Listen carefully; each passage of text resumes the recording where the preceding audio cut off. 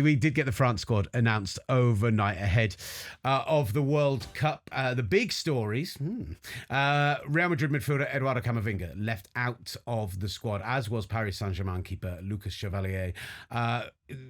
Called up into their play, certainly into Camavinga's place.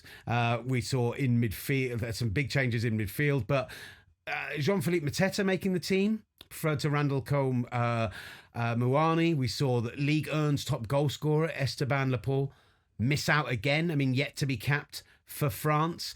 Let's start with Camavinga, right? Part of the French squad that finished runner-up in 2022, was left out by Didier Deschamps, who spoke after the announcement, said he's had a difficult season, he played less, he's had injuries. Yes, it's true he's a player who came in very early with us, still a young player, but had choices to make. The squad structures had to be a certain evenness, and I can understand and imagine his enormous disappointment. I mean, when you consider that a player like Adrien Rabiot has made it into this team, he's had an okay domestic season in Italy, but Camavinga, there is an argument for quality over form potentially there. There is, and Deschamps has kind of shown in a lot of these international competitions that he has preferred Rabiot over Camavinga, and it's just unfortunate. Camavinga hasn't had the greatest of seasons. His confidence has been shot in all the turmoil that has happened at Real Madrid. He has been, unfortunately, one of the casualties, unfortunately, of the way the season has gone. He just hasn't been himself. And this is coming from someone that's a huge Camavinga fan. I was there along the journey watching Real Madrid during that 2022 Champions League run when he was tremendous and Rodrigo off the bench as super subs, and you saw the impact that they had leading into the World Cup and seeing what he can do as a difference maker. But we also saw the other side of him, particularly in that quarterfinals against Bayern Munich, second leg, getting those 2 cheap yellow cards, whether you think they were deserved or not, whether the official knew that Camavinga had a yellow card or not. These were some of the boneheaded decisions and unfortunate mistakes that Camavinga has made all throughout the season. So it's tough not to see him on there. And it leads to this France team is one of the favorites, we'll say, for this World Cup. Between them and Spain, you can split hairs in terms of which is the actual favorite for this World Cup. Spain have slightly edged it in the odds, just so you know. Spain are about 5-1, France about 6-1.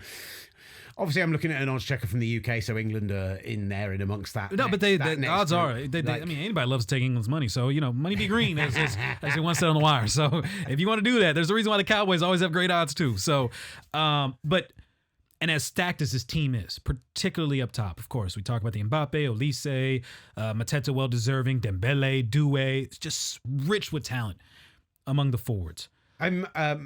Magnus Akliush as well making this team. Yes. Out of Monaco. It's just sensational year for him. A lot of talk about he could move to Liverpool this summer. 60 million euros apparently on the table already. That could jump 20 million euro if he has a good summer, and he very well could feature for this team. I keep thinking this. Every time we get to these major tournaments, there's always these players that emerge, always these players that end up signing big contracts because they have a brilliant World Cup or whatever it might be. We're going to have the longest, hottest, most games in a World Cup ever. That's opportunity. That is a chance to put yourself on a world stage and say, here I am. In this World Cup more than ever, the more games, more matches, the longest World Cup. Yes, depth is going to matter. And that is a bit of my concern with France. Because when I look at this midfield with N'Golo Kante, who's getting older, playing in front of Bache. Before that, he was playing in Saudi. He has stepped up in big competitions, obviously, despite the fact that he has not played in the top 5 league. But at this point now, he is 35 years old. Mm-hmm. Out in that sun, how will he fare? And you got with him Kone, you mentioned Rabiot, also a bit older, Chouamini, and you got Zaire Emery, 2 young legs that they can rely on. And then Turkey's listed as a forward, but you imagine he'll get mixed in with the midfields as well. Is that enough midfield depth for France to withstand this long tournament and some of the conditions in which they'll be dealing with, as you mentioned, playing in New Jersey, New York, playing in Philadelphia, playing in Foxborough, all 3 open stadiums in the group stage, and it will be sweltering hot. It will be humid. They will be dealing with the conditions. The midfield depth is one concern I have. Also, what they're going to do at fullback. Their fullback situation, Lucas Hernandez, Teo Hernandez, they both made it. Are they going to go with the situation? Does Konate maybe slide in as one of the fullbacks? Jules Koundé could be an option, but has he been in the best of form with Barcelona? It's a question to be had. Lacroix, Saliba, Upamecano, I think those are solid options. Even with Upamecano, he can be hit or miss, but I think those are 3 solid center back options that you have. And outside of that, Malo Gusto and Luka Dean, are those reliable guys? Yes, they can contribute, particularly Gusto being on the front foot, but is that someone defensively that can help shore up when you're making a deep run and you have to face some of the best wingers in the world, like a Nico Williams and Lamine Yamal? They happen to face against Spain. That's the question. There's some trouble there. Are you going to be an on the front foot team? You listed off the absolutely sensational front line that they are going to be putting out there. Is this a World Cup where you can be? I know we've talked a lot about the Heat in the last 2 days. Love that. I know it's a World Cup where we have talked. I'm just about to talk negatively about them though. Let's bring it down and let's like have a little boost at the end. Bring back the patriotism. Now I feel like I'm killing them. Allez le bleu. Like, can you be a team which puts yourself on the front foot for 90 minutes, that presses, that gets up there, that gets in your face and goes and tries and scores, you know, a classic Brazil, we're going to score 4 if you score 3 kind of thing? I just don't know that World Cup suits that kind of team. I'm not going to be surprised at all if this World Cup comes down to, I know we can poke and make fun about our jokes about the England team, but Tuchel and his experience and that kind of ability to play possession football and find a moment of magic, is it going to be a team like that? You're big on Portugal, for France example. can do that too, though, with Deschamps. We've seen that. Can they with that midfield, and can they with that back line, and can they, like, are they going to have to rely on being a different type of team this time, and does that get them over the line? I have some concerns. And especially in the group that they're in, you would expect them to come out of it, obviously, but facing up against Norway and Senegal, those are going to be 2 really tough matchups. Senegal, the Kings of Africa. Norway, of course, you're going to have the Erling Haaland, Kylian Mbappe matchup that we're all looking forward to. It's not going to be an easy group stage for them, and there's a lot of things that they'll have to figure out. It's not just not an easy group stage. I'm going to stop talking about the Heat at some point, but MetLife, 3 o'clock kickoff. Philly, 5 p.m. kickoff. Foxborough, 3 o'clock kickoff. In that sweaty, humid northeast, like, those are going to be 3 really rough games. I think people think about Miami and they think about the Heat. People think about Mexico City and they think about the Heat. But those are rough stadiums to play in. They are outdoors. They are exposed. They are not designed for summer sports, and they are, I think, going to be tough. Really, really tough. I'm right there with you, and I don't want to discount the 4th group nation in the group. Group I, France, Senegal, Iraq. Congratulations to them.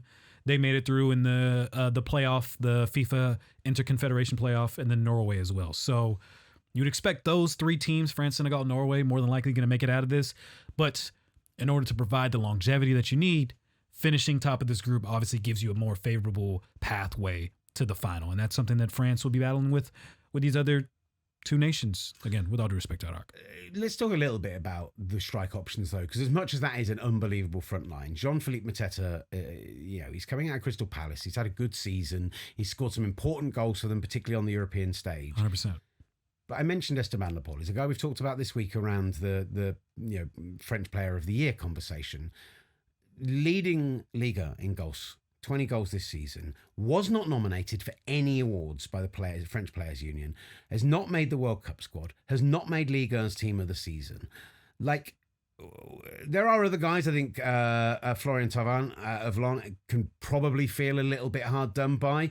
You know, he was nominated for Ligue 1 Player of the Season. He's one of the top 5 players in theory in that league. He's one who I think really has suffered because those other options are just unbelievable out wide.